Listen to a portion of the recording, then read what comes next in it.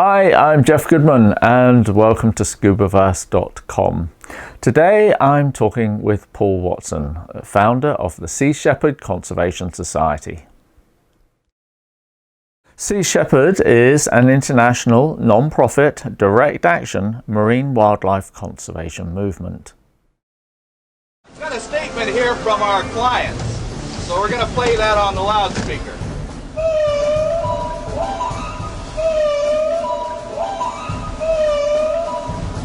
Please remove yourself from these waters. You're in violation of international conservation regulations. We're acting in accordance with the United Nations World Charter for Nature and implementing these regulations. You're in a whale sanctuary and you're assisting in illegal activity. Remove yourself from these waters immediately. We're not going to stand idly by and watch these laws be broken just because no governments have the political will to do anything to stop it.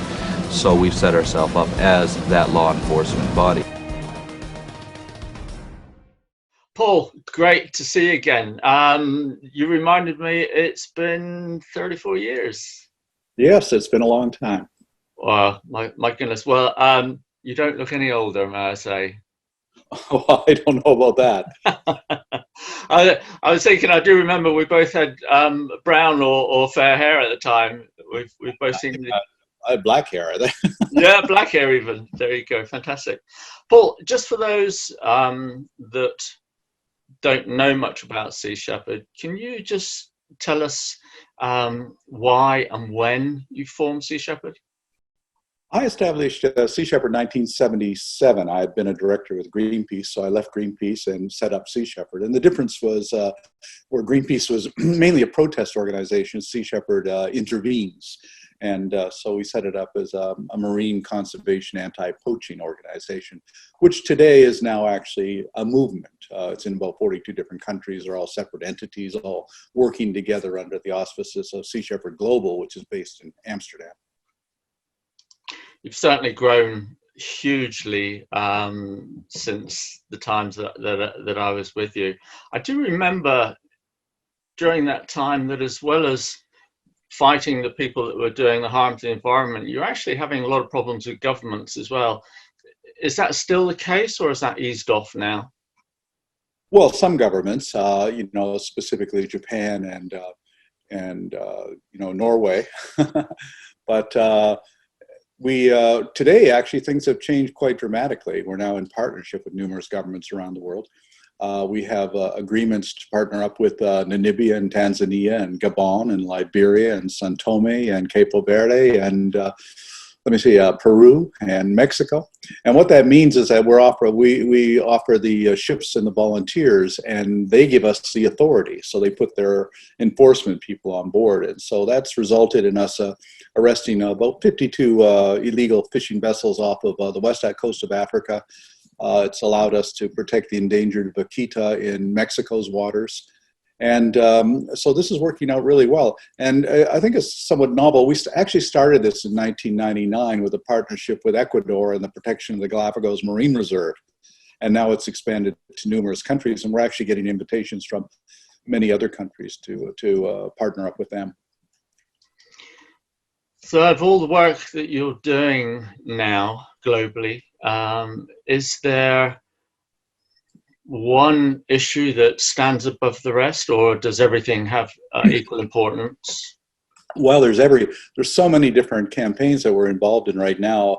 I'm very much concerned with protecting the endangered vaquita porpoise. There's less than 20 of them left, and I'm quite confident that if it wasn't for the last 7 years of our interventions, that the vaquita would now be extinct. We've confiscated over 1,200 nets out of the vaquita refuge, and we've kept the numbers from falling by doing these vigilant patrols in that area. So we're really quite happy with the results of that. We're also now, we have a lawsuit against New Zealand to protect the Maui dolphin. And so there's so many campaigns, it's really hard to pinpoint where, or keep track of them all, really. That's a great advantage of having a movement over an organization. But I think the thing that we're probably most proud of is that after many years, we were able to drive the Japanese whaling fleet out of the Southern Ocean Whale Sanctuary, which is now 100% protected. And Japan will not be going back. So for the first time, the Southern Ocean whale sanctuary is 100% protected. How physically is that protected? How does that work? There's no whaling taking place in those waters, and if there was, we would find out about it. We also drove the toothfish poachers out of there, shut down all 6 of those vessels. That included the longest pursuit in maritime history, when our vessel, the Bob Barker, chased the toothfish poacher Thunder for 110 days from the coast of Antarctica to equatorial West Africa. And that ended up with the captain of the Thunder sinking his own ship right in front of us, which was pretty dramatic. But the result of that also was to establish our relationship with Interpol and with working with these other countries to stop illegal fishing. Oh, that must have been quite an event, extraordinary. On the boat issue, I do remember we had one boat that took a bit of taking care of. Looking at your fleet now, they look amazing. How many ships have you got now? Well, we have 9 right now. There's just acquired another one, actually, so 10. That's for Sea Shepherd Italy. And we're looking at acquiring 2 more. We're in a much better shape now than we were in 1985 and 1986, when we were nursing that old trawler to continue to operate and no longer have that problem. And of course, it's a lot easier getting crew now. We have literally thousands of applications, and at any given time, there's about 200 volunteers crewing the ships. I think. And how is that financed? It's still all from individual donations around the world. We're still relatively small and the reason for that is that we have a policy of not spending money on fundraising. So, we don't do direct mail campaigns or solicitations and things like that. And we feel that if people want to protect the oceans, they'll come to us, and that's in fact is what is happening. So we're now we have big support bases in Germany, the UK, Australia, the US, France, Italy, all over, and together all these entities help to fund the operation of ships through Sea Shepherd Global. Do you think enough support or understanding from general public, or is it just the individuals who are conservationally minded anyway? I mean, do you think the public actually understand what's going on? Well, we got a big boost, of course, between 2007 and 2016 with when we did the Whale Wars show on Animal Planet. And that dramatically increased our support base because of the high profile. We were the #1 show on Animal Planet, and they're still doing reruns on that. So that was a big boost for us. And since then, we've done a number of documentaries. We're featured in The Cove, which won the Academy Award. Also, Sea of Shadows about the Vaquita campaign. Leslie Chilcott, who did Inconvenient Truth, did the film Watson about me personally. And of course, there's Chasing the Thunder about our campaign against to track down the toothfish poachers. And coming up will be we co-produced a film this year called Seaspiracy, which is to take a look at the destruction caused by the fishing industry around the world. That'll be released later this year. Is that general release or is that for TV? I think it'll be a general release first. Yeah. You never know with these things because there's all sorts of, going back and forth with various distributors or whatever. Like, for instance, the film Watson was picked up by Amazon, and Sea of Shadows was bought by National Geographic, and Chasing the Thunder by Vulcan and Discovery. Right. Fantastic. Amazing. I saw in your Facebook thing, it was just an off comment that you mentioned hate mail that you get. Do you actually get very much of that? Not as much as before, which is really? It's a bad sign, really. I think that getting I've always said that if you're going to be successful, you're going to make enemies. You're going to make a lot of people upset. So to me, that kind of thing is a indicator of success more than anything else. Absolutely, I agree with you. I was just thinking the other day that, through all my travels and stuff, meeting lots of conservation groups, scientific groups, all having their own agendas. and fighting for their own finance, and just no cooperation between any of them.